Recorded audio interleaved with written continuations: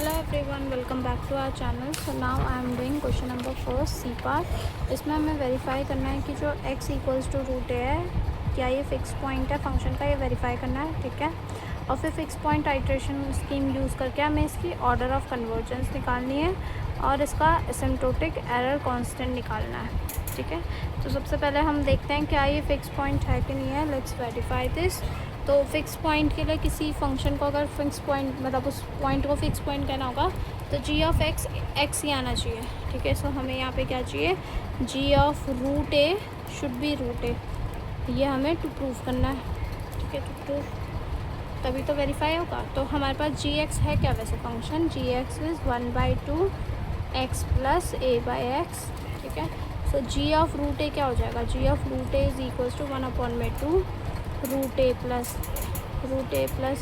1/√a। ये कट होगा तो रूट ए बन जाएगा, तो ये बना 2 टाइम्स रूट ए अपॉन में 2, तो this is root A only.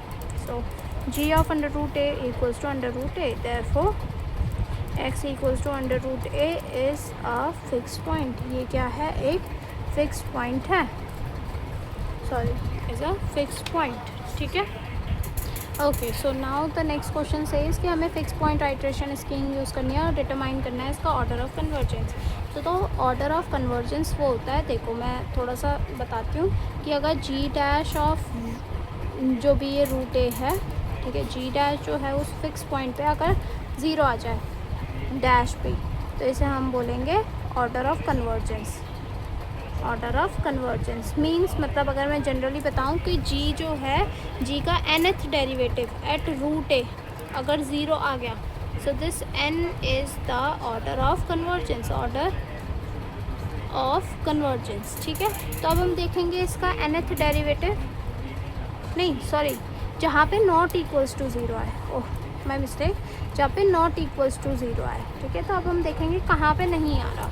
तो फर्स्ट जी डैश निकाला हमने, जी डैश ऑफ एक्स निकाला, so this is my G X, इसमें जी डैश ऑफ एक्स निकाला, what is this, this is 1/2 minus A 2x², ये आया। अब अगर मैं इसमें G dash of root A निकालूंगी, so it is half minus A upon में 2a which is 1/2 minus 1/2 which is 0। तो ये वाला इसका मतलब इसकी ऑर्डर ऑफ कन्वर्जेंस 2 होनी चाहिए, और फिर अगर 2 में भी 0 आ गया तो मतलब 3 होनी चाहिए। ऐसा हम तब तक चेक करेंगे।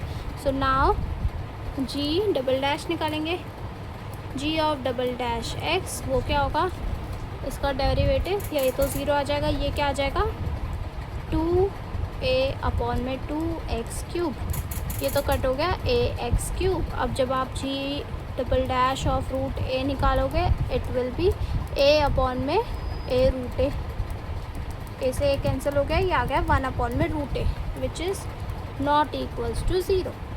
ठीक है, ये क्या है, ये नॉट इक्वल्स टू 0 आया, देयरफॉर ऑर्डर ऑफ कन्वर्जेंस, ओसी लिख दूँ, ऑर्डर ऑफ कन्वर्जेंस इज़ 2।